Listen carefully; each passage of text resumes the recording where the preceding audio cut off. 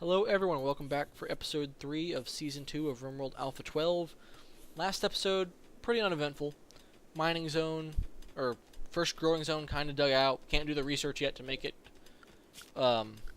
dirt flooring, but we'll get there.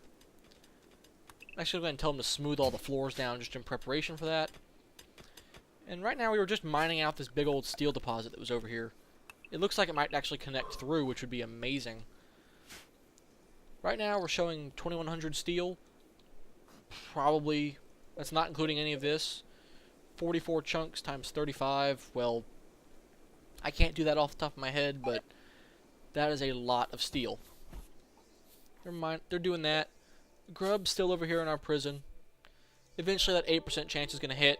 He's going to become the newest member of our colony, and we'll find him an arm to replace the left one. It basically just slows down all his tasks by 50%. So, but if I remember right, yeah, see there's nothing he can't do. And he's got, like I said, got some really good base stats. He'd fit in great. Oh no. Man-hunting muffalos. We've got 4 of them. Okay. Depending on where they come from, this could be bad, because we don't really have any sort of closed-in defenses yet. We got 3 people with rifles, a couple people with swords, and, well, Toy, you're gonna go hide away inside of there. So are these people? Where are they coming? Okay, they're headed this way.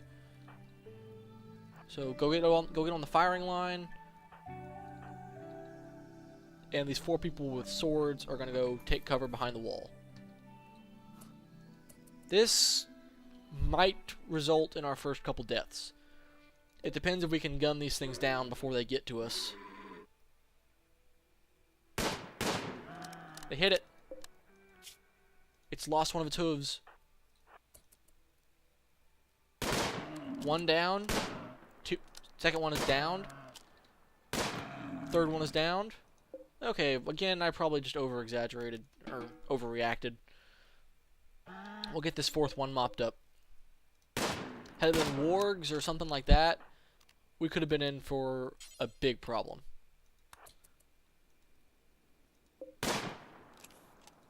Just go ahead and tell them to put down that last one.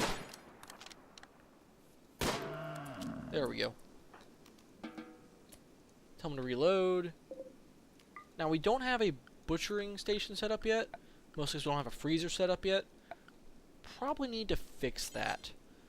So let's get a butcher's table set up right here by the research bench. And honestly, I might just turn this top little section into a freezer. Yeah, let's do that. That'll work. We're going to need to run power up to it, so we can run a power line across here. We don't need to run it directly to it, but it never hurts. Now, because we are building that there, we're probably going to need a small cooler here just to keep the exhaust from this turning this into a heat box. I'm going to delete the zone back there. Create another zone back here and make it just for food. And animal corpses. Looks like we had that one death scarab. Yeah, it's rotting. It's not going to be any good to us. That's nice. We have a little night workforce that can do most every task. So we want to get this down to freezing. And then this little cooler should keep this room from rising above 70 from the exhaust. It's 40 degrees. At the same time, the exhaust will help warm it just a little bit, so that'll be nice. I'm going to put people on hauling and cleaning again. And on the butcher's table, we're going to put do forever. So someone should go get those corpses once they finish moving some of this stuff around. Emmykin's over there mining away. So this should bring the corpse. Let's set this as a higher priority than dumping stockpiles. So I really don't want them leaving corpses outdoors. Oh, this one's actually still alive. It's badly injured. See, if we had an animal area set up, we could try and tame it, rescue it. But I think Saucery's just gonna go beat it to death. So she basically just tore into it with the claws, and yeah, that's that. We got a little bit of raw agave, which we harvested. Hauling in the rest of that stone I told them to bring in. Now that most of... well, they got all this stuff to haul in, so they'll take care of that in a minute. Emmykins. Just mining away out here in the dark. Now we have a couple of good chefs. I'm actually... let's see, what's our highest cooking? 13? Oh. Oh, that's not good. I'll get to that in just a minute. I'm going to put the butcher table, I'm going to have, minimum cooking of 10. Basically, the higher you're cooking for butchering is the more meat you get and the less time it takes. So, Toy can get a lot more out than anyone else can. Alright, psychic ship. A large piece of an ancient ship is crashed nearby. Your colonists can feel it in the back of their minds, extorting unspeakable acts. It must have an onboard AI persona with psychic projection ability, and this AI is not friendly. Destroy it as soon as possible. Now, what happens is, this is just crash landed somewhere on the map, we'll jump to it in a minute. It's going to start giving everyone a mood debuff. The longer it's there, the worse it's going to get. There are some people who have made colonists, or colonies, where everyone's psychically deaf, where stuff like this doesn't affect them, and they just let it sit there until it drives everyone else on the map crazy. So like any visitors or raiders would immediately just go break, snap, berserk, stuff like that. They do that kind of like cult roleplay sort of thing, things like that. But for us, this is really bad for a number of reasons. One, it'll start upsetting people, which could cause them to break or snap. Well, also when we first attack it, a bunch of guys are going to start popping out of it to come fight us. So this could be really bad. They're going to be mechanoids, which... see, right now it's at low, which, let's see. Psychic drone low, -7. We're going to have to marshal everybody, except Toy. There we go. We're going to marshal everybody, come gather up down here, and we're going to have to kill this thing and hopefully not lose somebody to a mechanoid, which honestly might happen. So let's see, I want one gunner there, one gunner there, one gunner over here.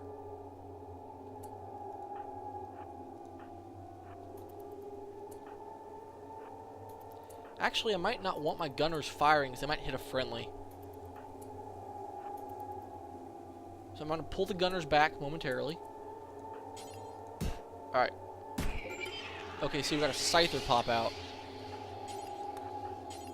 One Scyther, I think we should be able to handle it, but taking one of these guys on at close range is very dangerous.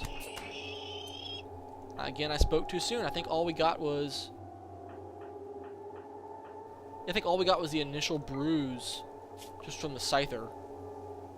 Yeah, basically we just beat the crud out of it. So now we just tell everyone else to, well, beat the crud out of the ship. We can undraft the gunners. They'll be fine. Now what's kind of nice is this going to give us a AI persona core, which is worth a small fortune once we set up trading. Which, we probably need to do that sometime soon. Zach's going to haul off the body. Now what would have been nice is if we could have downed it without killing it, because then we could have taken away its bladed arms and fitted those on somebody. It gave us a nice little chunk of steel, the persona core, a little bit of silver. They're going to start hauling all that back, bringing it back to base. They'll toss the Scyther somewhere outside, probably. Yeah, see? It's dead. If we build a mechanics bench, we can disassemble it. I think we don't have the research for that quite yet, though. Are they still on hauling duty? Yeah. So Toys over there. Everyone needs sleep because they were all running around doing stuff. We got the Muffalo butchered.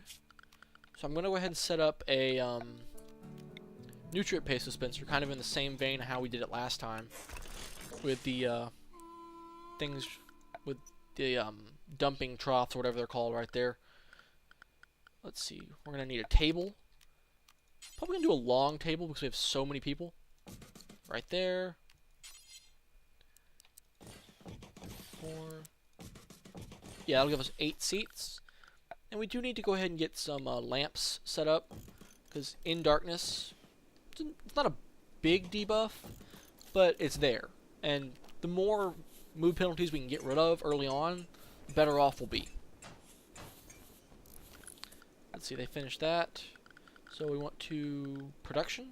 Yeah, hoppers. That's what they're called, not troughs. Set that up here. Emmykins, you shouldn't be building chairs, honestly.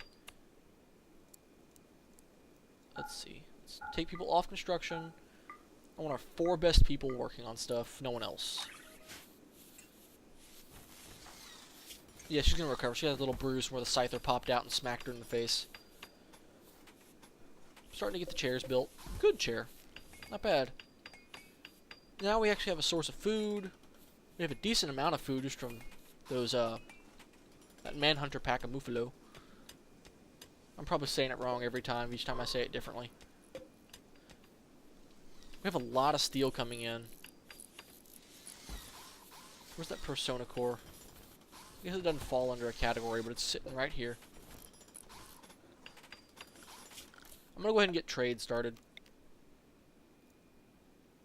As few beacons as possible. There we go. And a comm console. We can just tuck that in right back here. That'll work. So we're off to a decent little start. We got food going. We have potatoes that'll be ready to harvest soon, thankfully. That'll give us a little bit more food. One person we're still working on recruiting. We got lights. Let's see, I'm gonna go ahead and lay down, not metal tile, paved tile. Technically we don't need it, but it helps it'll make people a little bit happier. Just a little bit.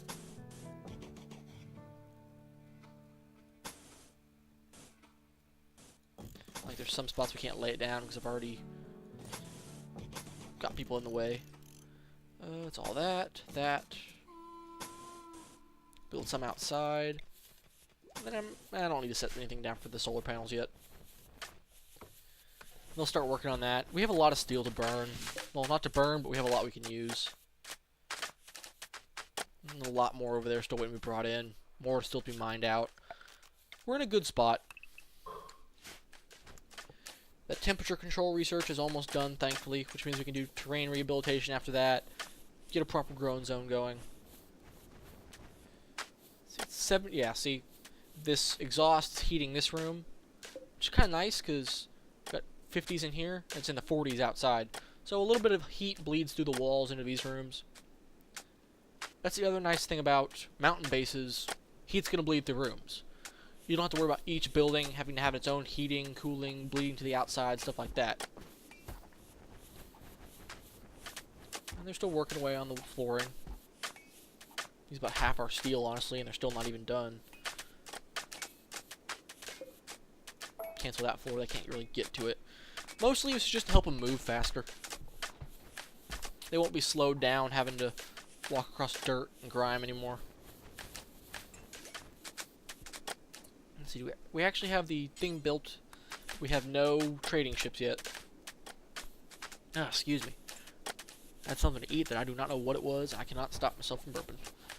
That's disgusting. Alright, we got all of this mined out finally, so they're going to just be hauling that steel in as things go on. Flooring is almost installed. Lights are set up kind of a little haphazardly, but they're around.